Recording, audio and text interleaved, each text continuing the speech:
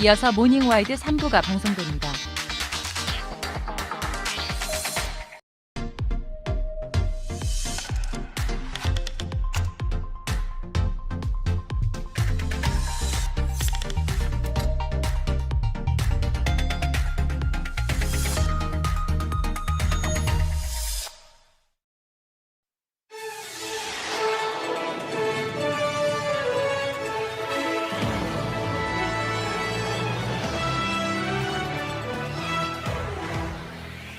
눈먼 새도 설 대목장 보러 간다라는 속담 들어본 적 있으신가요? 그만큼 사람들이 많이 쏠린다는 뜻인데요. 아무리 경제가 어렵다 해도 역시 설 대목은 그냥 지나칠 수가 없겠죠. 전국 5일장을 돌면서 대목 장사에 한창인 장군 부부를 1m 밀착 르뽀 카메라에 담았습니다. 경남 하동군의 한 마을에서 끔찍한 일이 발생했습니다. 지난 추석 이후 마을 공동묘지에 묻혀있던 무덤 한 기가 감쪽같이 사라진 건데요. 하루아침에 아버지의 무덤을 잃은 자식들, 눈물로 힘겨운 나날을 보내고 있다고요. 무덤을 훔친 범인은 누구이고 왜 이런 일을 벌인 걸까요? 미스터리 리부트에서 추적했습니다.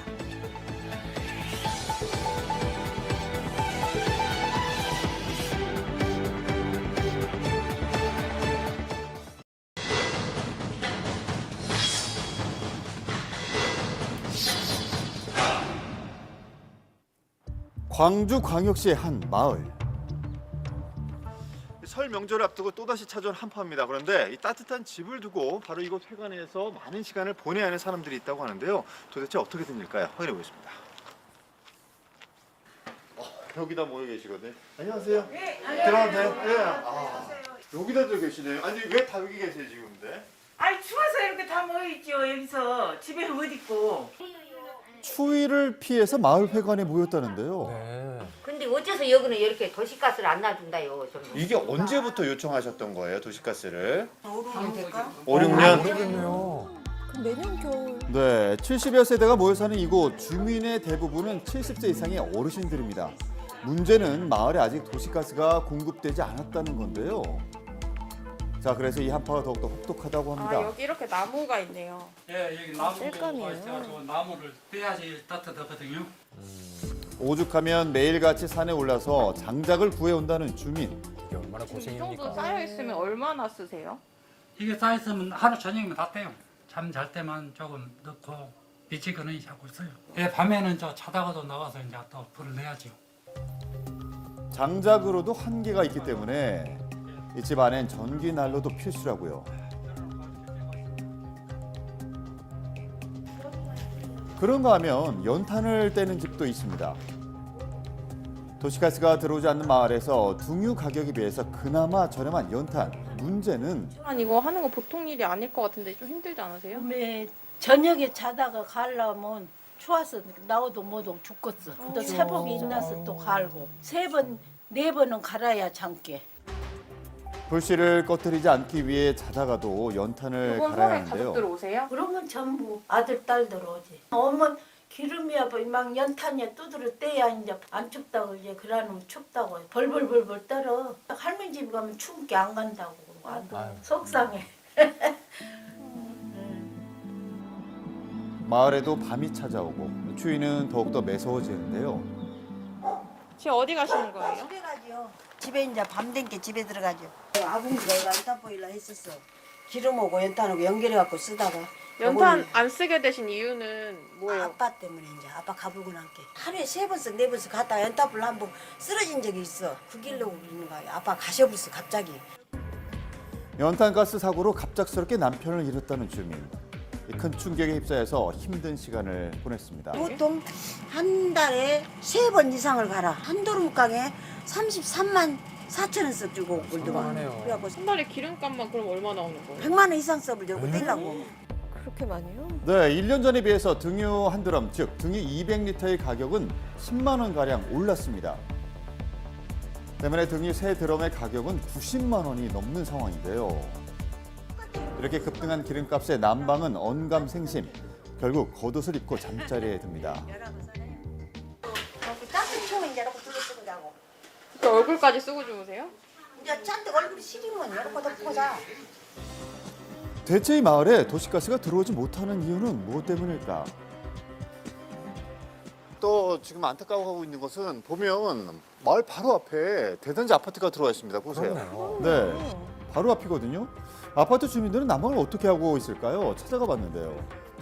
여기는 월남동. 여기도 월남동. 같은 월남동이에요. 난방이 뭘로 하세요? 여기? 도시가스. 얼마 정도 하시죠? 한 달에 쓰시면은 적어도? 없어요? 예. 요새 같을 때는 12만 원 정도. 12만 원. 하천을 사이에 두고 한 달 난방비는 하늘과 땅 차이.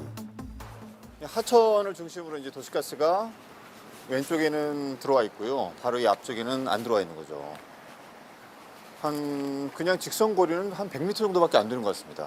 보시면 아시겠지만 이제 천을 건너와야 된다거나 안반이 있을 수도 있다 말을 하는데 그건 아직 안 파봤잖아요. 해보고 어떤 데이터를 내놓고 저희들에게 이런 상황에서 이만큼이 들 것 같다는 이렇게 말을 해야 되는데 지자체에서는 하천과 산으로 둘러싸인 마을에 가스 배관을 설치하려면 막대한 예산이 들 거라고 예상했다고요.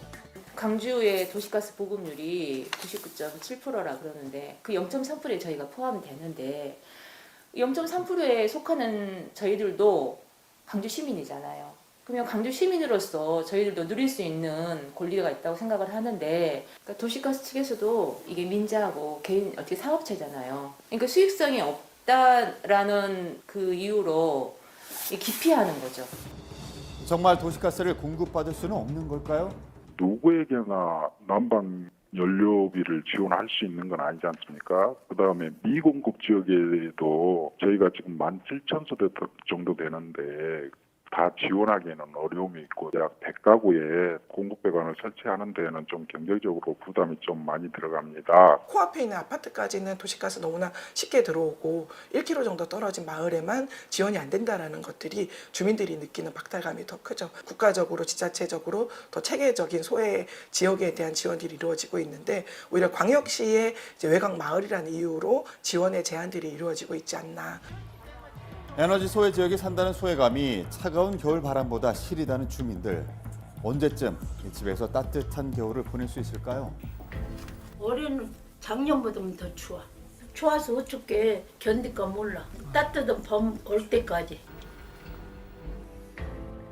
네, 보셨겠지만 작은 개천을 사이에 두고 아파트 단지에는 도시가스가 들어오고요. 마을에는 도시가스가 들어오지 않는 상황입니다. 사실 의지만 있다면 얼마든지 해결할 수 있는 문제가 아닌가 싶은데요. 올겨울 상당히 춥습니다. 앞으로도 최강 한파가 예보돼 있거든요. 에너지 취약 지역에 대한 강구가 좀 필요해 보입니다.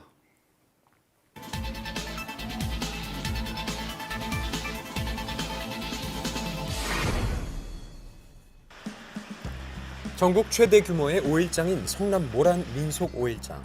설 대목을 앞두고 명절 손님을 맞기 위해 이른 새벽부터 모인 상인들. 모두가 잠든 시각이지만 모란장은 장사 준비에 여념이 없다고요. 그중에서도 환상의 호흡을 자랑한다는 장군 14년차 오남원 황영미 부부를 만났습니다.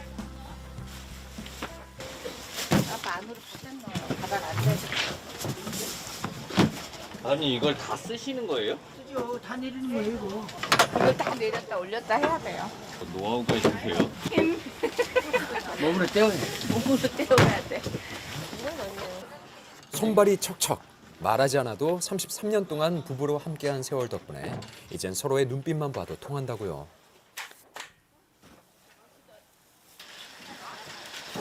전국 5일장을 돌면서 매일 짐을 풀었다 쌌다. 이젠 도가 텄죠.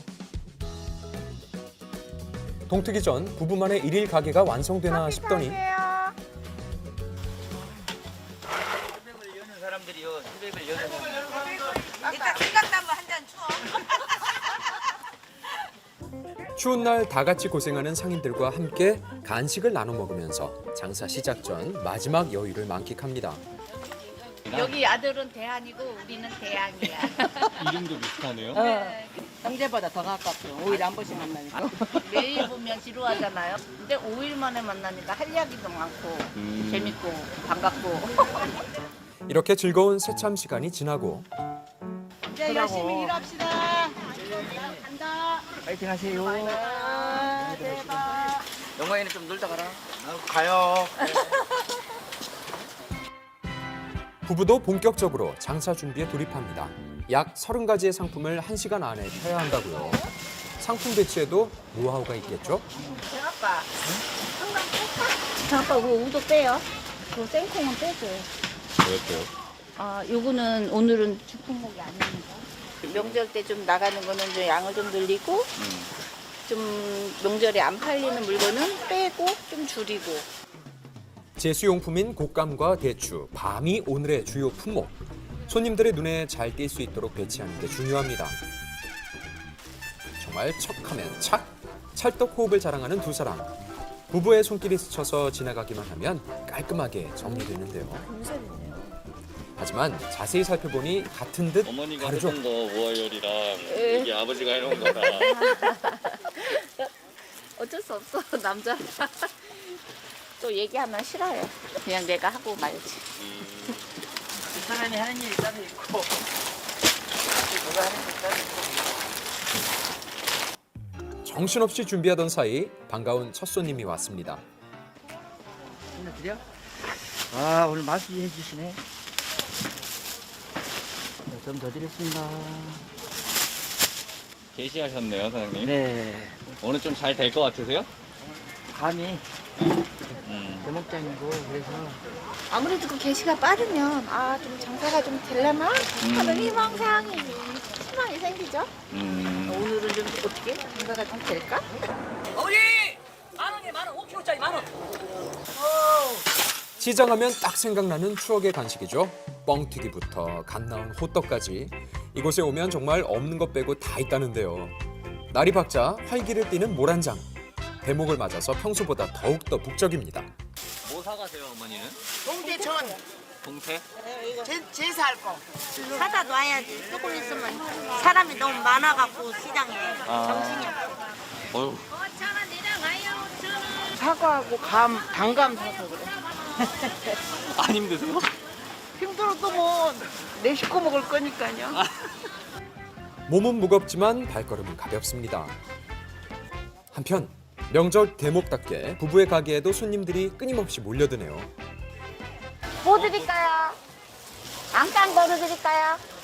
곶감 이거 6,000원에 가져가세요. 제사 지내는 예, 제사 지내 쓰셔도 돼요. 언니 에어프라이 있어요? 그럼 에어프라이에다가 200도에다 15분 구워봐. 드리는 거예요?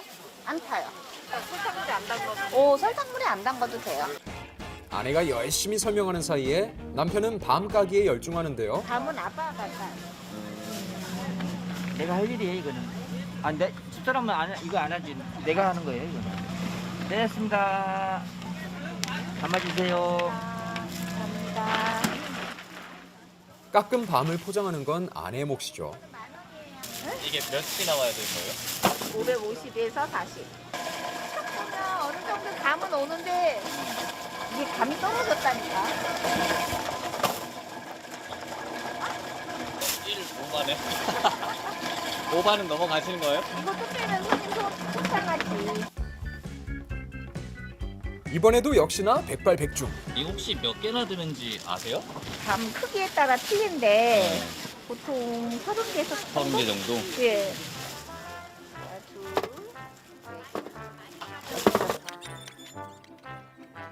여섯, 10개, 1,000개인데요. 1,000개 이 정도 될 거라고 했죠. 10년 하면 돼요. 몇 년째 하고 있는데 14년째 하고 있는데 그걸 못하면 이번엔 남편이 한 수 보여주겠다고요. 먼저 땅콩을 구워서 고소한 냄새로 손님들의 발길을 사로잡습니다. 거기에 남편만의 장사 노하우가 더해지는데요. 자, 드리고 또 보너스 한 주먹, 2주먹 드리고.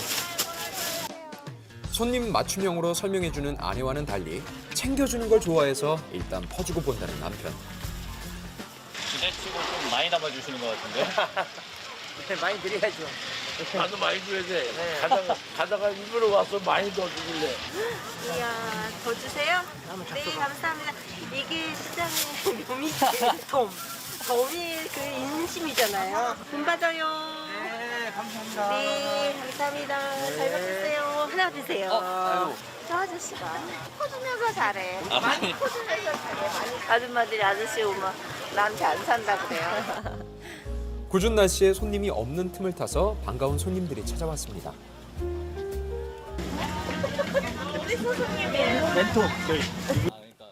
스승님이라고 하셔가지고 부끄러워요. 내가 먼저 시작했기 때문에 저분들은 그렇게 말씀하신 거고 지금은 내가 배워야 돼 저분들한테. 그 정도로 겸손하신 분들이고. 마음씩 없지, 장사 잘하지, 서로 부부가 잘 챙기지, 그치 오빠야? 거짓말이야. 매일 티격태격하지만 환상의 짝꿍으로 장에서는 이미 유명 인사인 부부. 두 아들을 키우기 위해 분식집을 접고 5일장에 뛰어들었다고 하는데요. 많이 돌 때는 민속장 7개를 다닐 만큼 열심히 살았다는 내외. 그 덕분에 두 아들 모두 대학도 보내고 장가도 보냈습니다.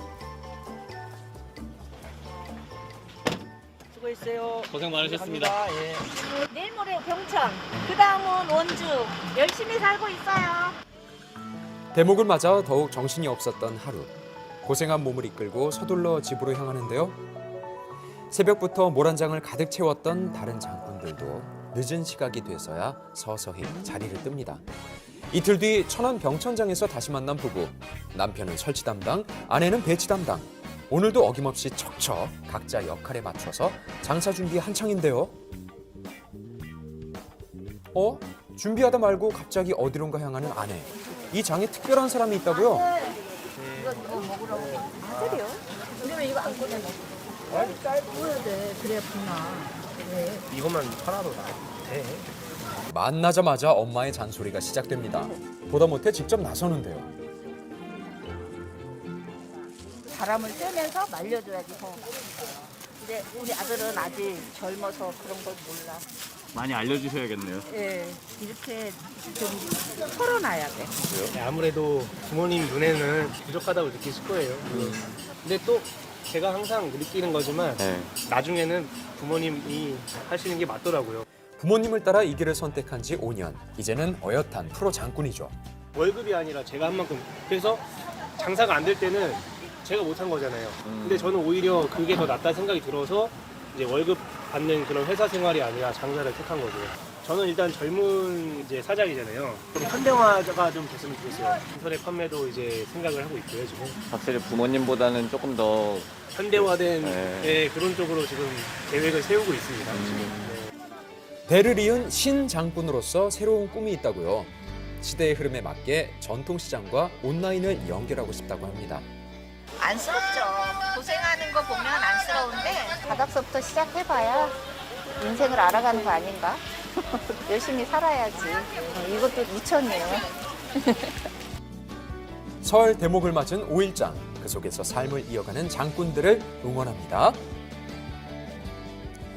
네, 대를 이은 장군이 탄생했네요. 무엇보다 간만에 이 대목장을 보니까 설 분위기가 물씬 느껴져서 정말 좋은 것 같아요. 그렇죠. 대체 몇 년 만인가요? 그러니까요. 네. 참 너무 반가운 모습인데요. 이렇게 설 명절이 되면 온 가족이 모여서 함께 떡국도 먹고 또 차례도 지내고 이게 참 좋은 기억이 되잖아요. 근데 만약에 하루아침에 부모님이 사라졌다면 어떨까요? 실제로 있었던 일인데요. 경남 하동군의 한 마을에서 일어난 미스터리한 사건 지금부터 보시죠.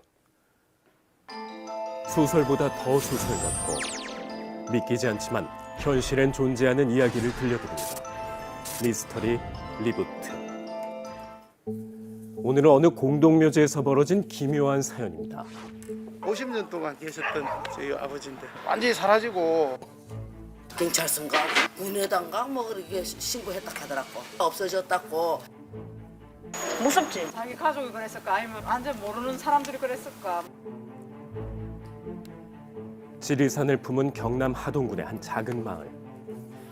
이곳에 일어나선 안 될 끔찍한 일이 벌어졌다고 합니다. 아버님 뵈러 왔죠. 제가 추석 때 다녀가고 11월 26일 날 토요일 날 주말을 이용해서 이제 찾아뵈러 온 거죠. 황당하고 너무 놀래가지고. 왜요? 아니 그 50년 동안 잘 계시던 아버지죠. 뭐 없어졌다고 표현을 해야 되겠죠. 지난 추석을 끝으로 아버지를 더는 볼 수 없게 된 건데요. 아들 원생 씨는 마지막 목격 장소를 보여줬습니다. 그런데 흙더미 앞에 선 원생 씨, 무슨 일인 걸까요? 여기가 뭐예요? 공동묘지.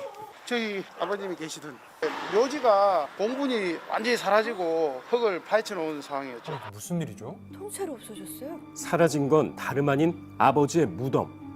흔적도 없이 사라져 흙덩이만 남은 충격적인 모습이었습니다. 마치 땅으로 꺼진 듯 하루아침에 무덤이 없어져 버린 거죠. 다리에 힘이 풀려 그대로 주저앉았다는 원생 씨. 저도 놀래가지고 막 서울의 형님들한테 이제 연락부터 하고 이 큰일 났다. 뭐 눈물도 많이 흘리고 눈이. 처음에 제가 왔을 때 바로 찍은 거예요. 누군가 아버지의 묘를 파헤쳤다는 사실에 가족들은 큰 충격에 빠졌는데요. 무서운 일은 여기서 끝이 아니었습니다. 경찰에 신고하고 확인해 본 결과 이제 일부 제 아버님 유골이 나왔죠. 간절한 마음으로 파본 땅에선 아버지의 유의 일부만이 발견됐는데요. 누구의 만행인지 추정조차 쉽지 않았습니다. 경찰분들도 여기 올라오는 입구에도 CCTV가 있고 한데 한 달이 지나면 그게 다 지워진대요. 저기서 차가 한두 대 지나다니는 것도 아니고. 도로 옆 야산에 자리 잡은 터라 수사는 그야말로 난항. CCTV도 저장 기간이 지나 손을 쓸 수 없었습니다. 도대체 누가 무덤을 엉망으로 만든 건지 잠 못 이루는 날이 이어졌는데요. 마을에서 단서를 찾을 수 있진 않을까요? 살면 이상하다. 그때 묘는 별로 안 건드리거든. 그럼 혹시나 돼지가 판 거 아닐까? 돼지가? 산돼지가 주로 이 무덤을 파놓을 수가 있지요. 멧돼지 피해가 잇따르고 있는데요. 묘소까지 파헤쳐 골칫거리가 되고 있습니다. 산짐승이 묘지를 훼손하는 일은 종종 벌어지곤 했는데요. 재물의 냄새를 맡은 굶주린 멧돼지가 무덤으로 달려들 수 있기 때문입니다.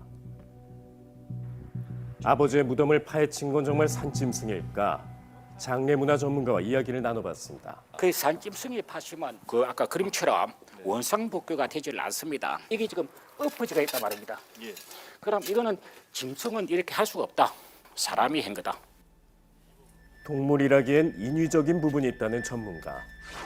흙이 평평하게 덮여 있는 건 삽의 흔적이라는데요. 잔디를 마구잡이로 파헤쳐 놓은 자국과 비교해 보니 그 차이는 더 분명합니다. 사람의 소행으로 밝혀졌지만 여전히 누가 그리고 왜 무덤을 판 건지는 의문으로 남습니다. 심지어 유해도 일부만을 가져갔기에 더 수상한데요. 그렇게 마을에서 수소문을 이어가던 중 우리 밭이가 있거든. 어디요? 운동무시 바로 옆에. 우리 시동신 밭이거든. 최초에 우리 시동신이 그걸 갖다가 신고했는 것 같더라고. 정말 묘지 옆으로 작은 텃밭이 하나 붙어 있었습니다. 목격자는 바로 그날 공동묘지에서 무엇을 봤던 걸까요? 추석 지나고 토요일 나이가 한 70대 되는 할아버지 한 분하고 한 60대 되는 그분 두 분이 이렇게 연장을 들고 작업을 하시더라고요.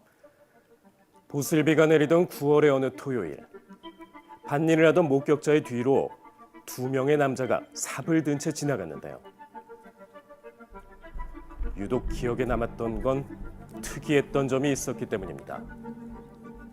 묘 앞에 흰 종이를 둔 채 절을 하던 두 사람. 영락없이 제사를 지내는 모습이었는데요. 그렇게 묘 개장이 시작됐습니다. 묘를 파내기 직전 의식을 치룬 건 무엇을 뜻할까요? 그게 일반적으로는 이제 산신이라 개토지를 말하는데 그 상수의 땅을 다루고자 할 때 먼저 그 주인이 되는 수호신에게 허가를 받고자 예를 올리는 것으로 유교 제례에서 의뢰된 문화입니다. 그리고 예를 갖췄다 하는 거는 어느 정도까지 이 산수를 이적하려고 계획을 잡은 거 아니겠느냐 그렇게 본 겁니다. 거의 한 1m, 2m 간격 안에 산수가 붙어가 있는 거예요. 그러면 오인을 해갖고 잘못하고 이 산수를 했을 수도 있지 않겠느냐. 그랬을 수 있겠네요. 야산묘지에 안치된 무덤일수록 묘소를 착각하는 일들이 있다는데요. 또 장례 문화가 바뀌며 묘를 개장하는 일이 많아져 오인하는 일 또한 늘어났습니다. 그러나 가족들은 이해하기 힘든 점이 있다는데요. 묘비는 여기 있었고요. 아, 묘비도 있었고. 예, 한글로 된 묘비기 때문에 뭐 헷갈릴 상황이 아니고. 무덤 앞 묘비에 아버지뿐 아니라 가족의 이름까지도 한글로 적혀 있었는데요. 누군가 묘비를 착각했을 가능성은 낮을 듯한 가운데 때마침 경찰서에서 새로운 소식을 전해줬습니다. 묘를 잘못 팠을 것이라는 방향으로 수사를 하고 있거든요. 생각보다 바로 옆에 있더라고요. 스프레이 가려져서 잘 몰랐던 거죠. 주변에 잡초가 뒤덮여 있던 탓에 같은 성씨의 묘를 하나 놓쳤던 건데요. 또 묘비가 한자로 되어 있었기에 조상을 착각했을 가능성이 있었습니다. 아, 저기 있네.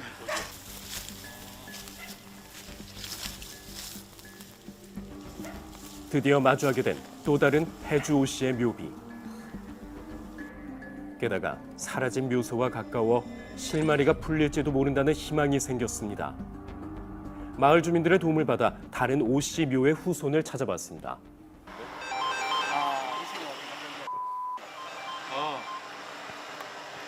어이 친구, 다른 게 아니고 자기 가족 중에 누가 묘를 옮겼는가 뭐 하여튼 뭐 그런 사건이 생겼어. 그래서 한번 혹시 알아보려고 그러거든. 묘비 뒷면에 증손주 이름으로 적혀있던 후손과 어렵게 연락이 닿았습니다. 과연 이곳에서 사라진 묘의 미스터리가 풀릴 것인지. 혹시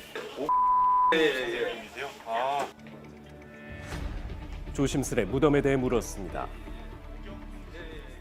도로가 잘 생겨나니까 사람들이 안 되니까 막 풀이 엄청 자라가지고 올라가려고 그래도 못 올라가요. 거기 그 밑에서 차를 놔두고 묵내만 하지. 하름 좋았습니다 하고. 그럼 혹시 최근에 뭐 이장 계획이 있으셨거나 이장을 하신 적은 없어요. 내가 예를 들어서 이장을 갖다 안 한다고 내가 안 오면은 할 사람이 없는 거예요. 확신하는 데엔 또 다른 이유가 있다고 합니다. 본에다가 신고를 해야죠. 업사무소든지. 뭐가요? 이장 신고를 뭘 이렇게 해야 될걸요. 묘 개장 시 반드시 관할 지역에 신고를 해야 한다는 건데요. 개장하게 되면 개장 신고가 들어와야 되는데 최근에 뭐 2021년, 2022년 솔직히 별도로 신고된 거는 딱히 없습니다. 결국 수사는 다시 원점이 되고 말았습니다. 혹시 신고 내역이 없다는 건 또 다른 가능성을 의미하진 않을까요? 꼭 신고를 해야 될 이유는 법적으로 하라고 되어 있습니다만 하는 이유는 보상 문제가 있다든지 화장장으로 가기 위해서라든지 낙골당으로 가기 위해서는 개장 신고를 해야 되고 그 외에서는 보상을 받지 않고 산수를 없애기 위해서는 신고를 안 하는 경우가 지금도 많이 있습니다. 신고가 안 됐다고 이장을 하려고 계획을 안 잡았다 그렇게는 볼 수가 없는 겁니다. 불법 개장 시 과태료 부과 대상은 될 수 있지만 그 외 별다른 제재는 없어 신고하지 않고도 개장하는 일은 많다는데요. 아버지는 지금 어디에 계신 걸까요? 설날이 다가오기 전 원생 씨 가족은 뜻을 모았습니다. 하루라도 편히 쉬실 수 있도록 아버지의 남은 유고를 어머니가 계신 묘원에 모시기로 한 건데요. 표현을 뭐 어떻게 해야 될지 모르겠습니다. 설이면 당연히 뭐 명절에 와서 아버지를 뵙고 가고 이랬는데 뭐 지금 당장 이렇게라도 하지 않으면 뵐 수가 없잖아요. 이런 일이 있을 거라고 상상이나 했으면 밤새 지키기라도 하죠. CCTV를 뭐 설치를 한다든지. 그러니까 더 지금 가족들은 죄송하고 마음이 안타깝고 큰누님은 뭐 잠도 못 잔다고. 잘못 이장했을 가능성이 가장 큰 지금, 그 무엇보다 제보 연락이 절실한 상황입니다. 연락을 꼭 좀 주시면 늦게라도 같이 모실 수 있는 자식된 진짜 도리를 마음이라도 저희 가족들 편안하게 가질 수 있도록 꼭 좀 연락을 주셨으면 좋겠고.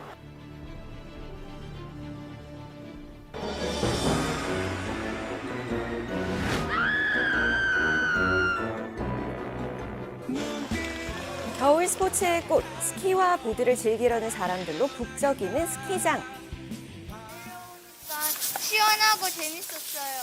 너무 좋죠. 예, 스키장 오면은 겨울 스포츠로 스키만 하는 게 없으니까. 고객님 중앙에 계시면 위험합니다. 일어나 주세요. 스키장을 호령하는 오늘의 주인공, 안전을 지키는 스키 패트롤 동준 씨. 사람들이 모이면 패트롤은 더욱 바빠지는데요. 오늘도 긴급 신고를 받아 출동합니다. 앞으로 좀만 더 오셔야 돼요. 다리 피세요. 살짝 더. 괜찮아요? 3-2번 지점 고객님 확보 베이스까지 이동합니다. 후송용 썰매의 무게는 30kg, 환자까지 타면 100kg이 훌쩍 넘는데요. 앞선 페트롤이 부딪히지 않도록 길을 확보하며 후송합니다. 스키장 베이스까지 안전하게 도착 완료. 애기가 넘어져서 애들 이거 내리기 힘들어가지고 내려온 거라서 저희 이렇게 계속 요원들 다니면서 안전 체크해 주셔가지고 네, 크게. 다리 아픈데 태워 드셔서 감사합니다. 스키 페트롤은 1km가 넘는 코스를 하루에도 몇 번씩 오르내리며 순찰을 도는데요. 고객님 헬멧 착용 부탁드릴게요. 헬멧 착용 부탁드릴게요. 중앙에 계시지 마시고 이동하세요. 충돌하기 쉬운 스키장 중앙에서 통하는 금물. 안녕하세요. 잠깐만요. 이렇게 신으면 안 돼요. 여기 신으시고 먼저 신어요.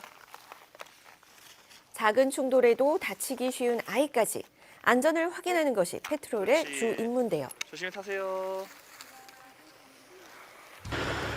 매일 다치는 사람들이 없길 바라는 마음뿐이지만 워낙 미끄러운 데다 초보자도 많아 부상을 입는 이용객이 많은데요. 넘어진 후 거동이 어렵다는 신고가 접수돼 빠른 속도로 출동하는 주인공. 안녕하세요.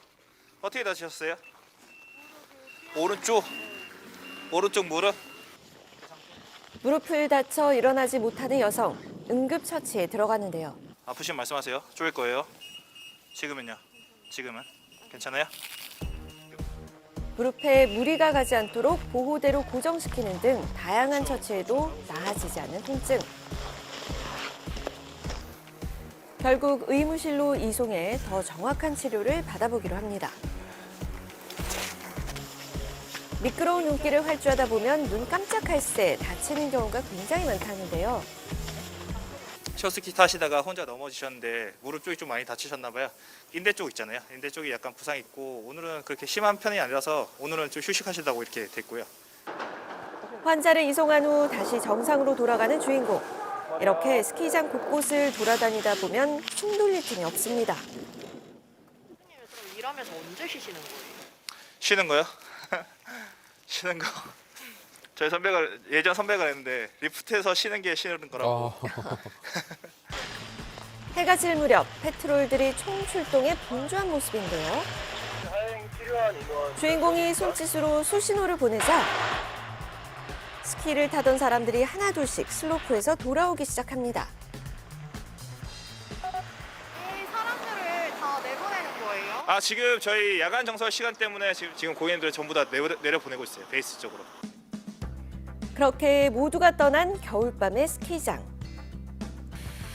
고요했던 스키장에 갑자기 눈이 쏟아지기 시작합니다. 대체 무슨 일일까요? 스키장 곳곳에 세워진 의문의 기계들.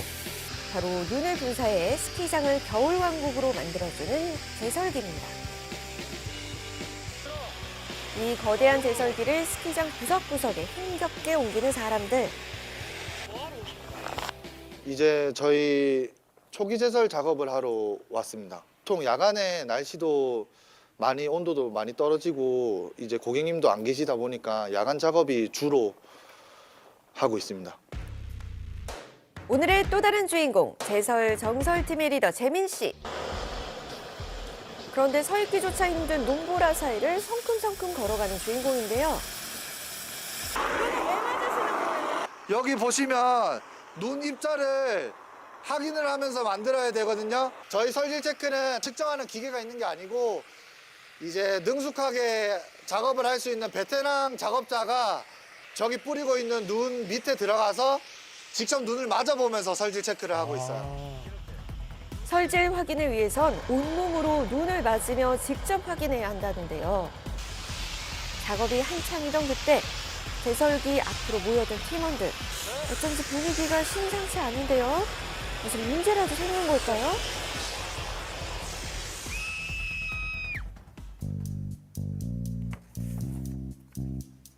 직업으로는 제가 아르바이트도 해봤고요. 경험도 있어가지고 이 경험을 살리고자 더 제 능력을 키우고 싶어가지고 직원으로 지원하게 됐어요. 저는 고향이 경상도 쪽인데 이제 그쪽에는 눈이 좀 생소하다 보니까 스키장을 처음 갔는데 저 눈이 엄청 저한테는 멋있게 보이더라고요. 그래서 이 눈을 만드는 일을 한번 해보고 싶다라는 생각으로 지원을 하게 됐었어요. 그때. 슬로프를 고객님들이 즐겁게 딱 추억 쌓고 재밌게 타러 오셨는데 안 좋게 막 다치고 가시는 분들이 종종 있으시거든요. 심하게 다치신 분들이나 아니면 조금이라도 다치고 가시면서 표정이 안 좋거나 되게 우울해 하실 때 그때가 좀 안 좋죠. 가장 기초되는 눈을 만들다 보니까 고객님들이 직접적으로 밟고 이용하시는 구간이잖아요. 저희가 절대적으로 할 수 없는 게 기온이나 뭐 습도를 저희 마음대로 조절할 수 없으니까 뭐 그날따라 기온이 따뜻하거나 뭐 습도가 너무 높아서 눈이 좀 축축할 때가 있어요. 그럴 때가 제일 이제 속이 쓰리고 좀 아쉬운 점이라고 생각을 합니다. 직원하고 월요일 태생이 다르거든요. 직원 같은 경우는 초봉으로 따지면 한 3천 중반 정도 되고요. 사이즈로 이제 올라가죠. 이번 연도 기준 5천 초반으로 됐어요. 저희 제설이 야간 교대 근무가 좀 많아요. 그래서 동계 시즌에는 야간 수당을 되게 많이 받거든요. 기계에서 나오는 강풍을 이기지 못하고 제설기가 쓰러진 건데요. 시간 내 작업을 마치지 못하면 개장에 문제가 생길 수도 있는 상황. 아예 돌려야겠다. 성인 남성 4명이 매달려도 들어올리기 쉽지 않습니다. 엄청 고생인데요. 이게 못해도 80kg는 넘어요. 그래서 한 4명 정도가 적당하게 들을 수 있어요. 이번엔 삽과 도끼를 들고 나타난 제설팀. 힘들게 눈을 쌓아 올린 땅을 마구 내려치기 시작합니다. 심지어 안전을 위해 설치해둔 펜스에도 삽과 도끼를 거침없이 휘두르는 팀원들인데요. 이건 또 무슨 작업인 걸까요? 눈이 많이 휘날리고 있어가지고 펜스에 많이 붙어요, 눈이. 펜스도 그 무게를 못 이겨서 주저앉는 경우도 있거든요. 그 경우를 대비해서 이제 펜스에 붙어있는 얼음을 제거하는 작업을 해주고 있어요. 작업량이 많네요. 네. 스키장을 종횡무진한 주인공, 온몸이 눈에 젖어버린 모습인데요. 젖은 상태로 작업을 이어가면 감기에 걸리기 쉽상. 이렇게 틈날 때마다 옷을 말리고 체력을 보충하는 시간을 가져야 합니다.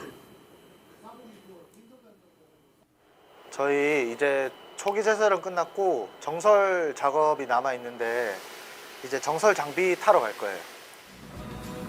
눈을 고르게 펴주는 정설기로 슬로프 면을 평평하게 해주는 작업인데요. 정설기 또한 숙련된 사람이 아니면 아무나 운행할 수 없습니다. 정설기가 지나가는 자리마다 슬로프의 면이 매끄러워지는데요. 마치 새하얀 도화지처럼 다시 태어난 스키장. 고객님들께서 설지 상태가 너무 좋다. 자주 말씀을 해주시거든요. 그 말씀을 들을 때마다 저는 보람도 느끼고 제 나름의 뿌듯함도 많이 느끼고 있는 것 같아요. 깨끗하고 안전한 스키장을 만드는 1등 공신들. 두 주인공의 숨은 노력으로 사람들은 좋은 추억을 쌓아갑니다. 네, 요즘은 뭐 한낮에도 굉장히 추운데 밤은 얼마나 더 심하겠어요. 네. 이런 추위 속에서 심지어 눈을 가지고 저렇게 오랜 시간 동안 작업한다는 게 이거 쉬운 일은 아닐 텐데요. 그 덕분에 누군가는 저렇게 하얀 눈밭에서 즐거운 시간을 보낼 수 있는 게 아닌가 합니다. 네, 맞습니다. 네. 자, 다음은 김주호 아나운서가 준비했죠. 스낵 뉴스 함께 하시죠.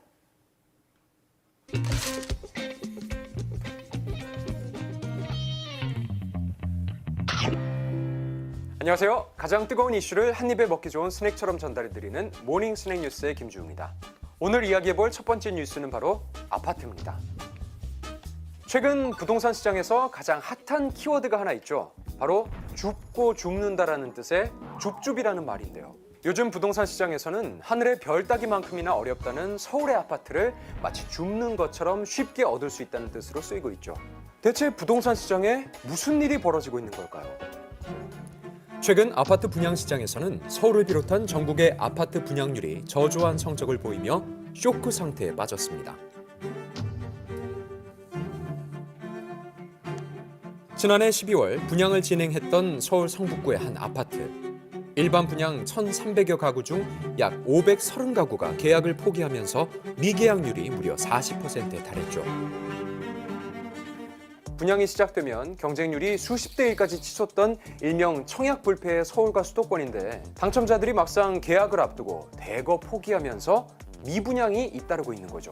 건설사 입장에서는 미분양 아파트를 그냥 두고만 볼 수는 없겠죠. 이때 꺼내드는 카드가 일명 줍줍이라고 불리는 무순위 청약인데요. 무순위 청약이란 1순위 당첨이 어려운 수요자들이 계약 취소로 인한 잔여 물량을 받아서 입주하는 것을 뜻합니다. 무순위 청약은 청약 통장이 없어도 되고요. 세대주의 연령이나 무주택 기간 등을 따지는 청약 가점의 조건도 필요가 없습니다. 해당 지역에 거주하는 무주택자라면 누구나 도전할 수 있다 보니까 무순위 청약은 그야말로 되기만 하면 로또다 이렇게 불렸죠. 하지만 청약에 당첨되면 대출이라도 받아서 일단 사고 보자는 열기가 강해서 서울과 수도권 중심의 아파트는 무순위 청약까지 이어지는 일이 흔치 않았는데요. 2022년 무순위 청약으로 나온 아파트 미계약 물량은 2021년과 비교해서 3배가량 증가했고요. 서울은 미계약 물량이 무려 4배 이상 늘었습니다. 서울과 수도권이라는 좋은 입지에 대형 건설사가 지은 아파트인데 왜 이런 미분양 사태가 벌어진 걸까요? 지난 연말부터 기준금리가 가파르게 올라서 대출 이자도 함께 상승하며 집을 매매하기에는 그 부담이 매우 큰 상황이었죠. 또 다른 원인은 바로 집값에 대한 두려움 때문이죠. 98년 IMF 이후 아파트값이 가장 큰 폭으로 떨어졌던 지난 한 해. 천정부지로 오르던 집값은 급격하게 하향 곡선을 그렸습니다. 전국적으로 집값이 하락하고 반등의 기미가 보이질 않으니까 기다려왔던 청약에 당첨돼도 아니 이거 지금 사도 되는 건가 싶은 마음이 든다는 겁니다. 결국 집값이 더 떨어져서 손해를 보진 않을까 하는 두려움이 반영되며 아무리 좋은 조건의 아파트라고 해도 계약하지 않는 사람이 늘어난 겁니다. 그렇다면 현 시점에서 청약에 당첨된다면 내 집 마련 과연 해도 되는 걸까요? 금년도에는 무주택자나 상해 최초 주택 구입자처럼 정부가 이렇게 세제 혜택을 주는 사람들은 1차적으로 분양시장을 두드리는 게 좋습니다. 그 이유는 계약금만 내고 중도금 60%를 또는 70%를 2년 내지 3년에 나눠서 냅니다. 일시에 돈이 들어가지 않기 때문에 장기적으로 볼 때는 분양시장을 두드리는 게 가장 안전하고요. 부동산 가격의 저점이라고 하면은 결국에 금리가 인하하는 시점이 아니겠나는 생각이 듭니다. 그렇다면 금년 하반기나 내년 상반기가 저점이 될 가능성이 있습니다. 단지 이제 재고주택을 구입하는 기존 주택 이전 수요 같은 경우는요, 상반기보다는 하반기로 미루는 게 좋을 것 같습니다. 오늘 전해드릴 두 번째 이야기는 바로 대학교입니다. 코로나19 때문에 일상으로 돌아온 것도 잠시 대학가에는 다시 비상이 걸렸습니다. 이번엔 학생들뿐만 아니라 대학 자체가 없어질지도 모른다는데요. 서울을 제외한 지방 소재의 대학들이 줄도산 위기에 놓여 있기 때문이죠. 출생률이 줄면서 자연스럽게 학령 인구수도 감소하고 있는데요. 아이들이 없으니까 학교 역시 존폐 위기의 갈림길에 선 거죠. 한때 80만 명에 육박했던 고등학교 3학년의 학생 수가 점차 줄더니 올해는 사상 처음으로 40만 명 아래로 떨어진 상황입니다. 고3 학생 수가 감소하다 보니까 당장 올해부터 입학 정원을 채우지 못하는 정원 미달 사태가 지방대학 곳곳에서 발생한 겁니다. 서울을 제외한 지역 소재의 대학에서는 올해 대학 정시 모집에서 지원자가 0명으로 집계된 학과가 무려 26곳에 달해 우려의 목소리가 커지고 있습니다. 이대로라면 내년에는 전국 대부분의 지방대학이 미달 사태를 피할 수 없을 거라는 암울한 전망까지 나오면서 대학가는 그야말로 초긴장 상태인데요. 그러다 보니 현재 대학들은 장학금 지원은 물론이고 고가의 전자기기를 지급하는 등 신입생 유치에 사활을 걸고 있습니다. 대학들이 파격적인 혜택을 선보이면서 신입생을 모집하려는 건 당연합니다. 입학생을 충원하지 못하면 국가로부터 받을 수 있는 지원이 줄어들기 때문인데요. 또 학교 운영이 어려워지면 학교를 잘 다니고 있던 재학생들은 말할 것도 없고요. 수많은 교수와 교직원들까지 일자리를 잃게 되죠. 만약 대학교들이 사라진다면 어떨까요? 대학 주변의 상권이 무너지고 지역 경제에도 영향을 끼치며 현재 사회적인 문제로 꼽히고 있는 지역 소멸의 위기를 더욱 가속화시킬 수 있다는 거죠. 그래서 지역 대학이 사라지는 걸 단순히 인구 감소에 의한 자연스러운 현상으로만 두고 볼 수는 없다는 겁니다. 하지만 앞으로도 인구는 더 빠른 속도로 또 더 큰 폭으로 감소할 전망인데요. 그렇다면 지역 대학의 소멸 위기, 대비할 만한 방책은 없을까요? 우선적으로 이런 대학에 대한 그런 정책적인 문제들을 고민을 해야 된다면 이것은 반드시 지역 균형 발전과 저는 연계해야 된다고 저는 봅니다. 중앙에서 이제 그런 부분들에 대해서 저는 정책 기반을 해야 된다고 보고, 두 번째 이제 지방에서 해야 될 문제들은 그 지역에 있는 양질 일자리 그 지방 대학 출신의 지역 할당제를 시행하는 것들이 이제 우선 저는 이제 가능한 그런 대책이라고 보고요. 청년들이 수도권이나 이렇게 대도시에 가서 놀지 않아도 지방에서 충분하게 그런 예술적 또 삶의 질을 추구할 수 있는 이런 문화 콘텐츠들을 구축해 주는 것이 저는 중요한 그런 관건이라고 봅니다. 설을 맞아 특별한 시간을 보내고 있는 사람들이 있다고 해서 찾아왔습니다. 나눔을 실천하는 부산 더블리아너 소사이어티 회원들인데요. 행사 중입니다. 설에 집에서 이제 혼자 계시거나 그런 분들이 많은데 그래도 풍성하게 그런 명절 기분을 가지시라고 같이. 작은 정성이 모인 뜻깊은 자리. 명절을 혼자 보내게 될 우리 이웃에게 마음을 담은 선물 꾸러미가 전달됩니다. 뭐뭐 들어가는 거예요? 일단 먹거리하고 밀티슈, 생필품 그런 것들 위주로. 따스한 정과 함께 필요한 생필품이 가득 담긴 미니 차례상. 우리 서부 지역에 계시는 도움이 필요한 어르신들 가정에 저희가 다 이제 가가호 방문해서 다 전달해드릴 예정입니다. 이들이 준비한 차례상 선물 꾸러미는 부산 지역에서 홀로 거주하시는 분들에게 전달된다는데요. 올해는 총 300가구에 사랑이 배달될 예정이라고 하네요.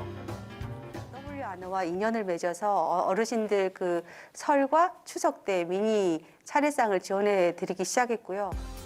일회성이 아닌 3년째 꾸준히 이어온 더블리아너 소사이어티 나눔 행사. 마음은 가볍게, 양손은 무겁게 홀로 사시는 어른들을 위해 배달에 나섰습니다. 계십니까? 안녕하세요. 안녕하세요. 어서 오십시오. 어머니 새해 복 많이 받으시고. 약소하지만 차례상 만들어 온 겁니다. 미니 차례상인데 맛있게 드세요. 진짜 엄마 같은 마음으로 찾아와서 드리는 맞습니다. 너무 고맙지. 추운 날씨에 홀로 사는 어르신들의 마음을 따뜻하게 녹여주는 나눔 현장. 네, 안녕하세요. 안녕하세요. 아버지 좀 들어가야 될까요? 예, 들어가요. 알겠습니다. 준비한 마음을 전달합니다. 고맙습니다. 안녕하시고. 너무 새해 복 많이 받으세요. 이런 것도 받지요. 받고 설명일 때면 작년에도 그렇고 명절 그때는 이래 선물도 많이 줘요. 도움이 많이 되지요. 혼자 사는 사람들은. 이웃에게 전해진 사랑의 온도. 참 맛있네요. 그런데 갑자기 일어나 냉장고로 향하는 어르신. 네. 제작진에게 따뜻하고 큰 선물을 전해줬습니다. 빙글랑. 감사합니다. 이거 하나 맞. 감사합니다. 이거 잘 마실게요. 예, 고맙습니다. 네, 감사합니다. 이걸 보시고 다른 전국에서 혹시 보시면 같이 동참할 수 있는 그런 기회가 되었으면 좋겠습니다. 추운 겨울이 없는 그런 대한민국이 됐으면 좋겠습니다.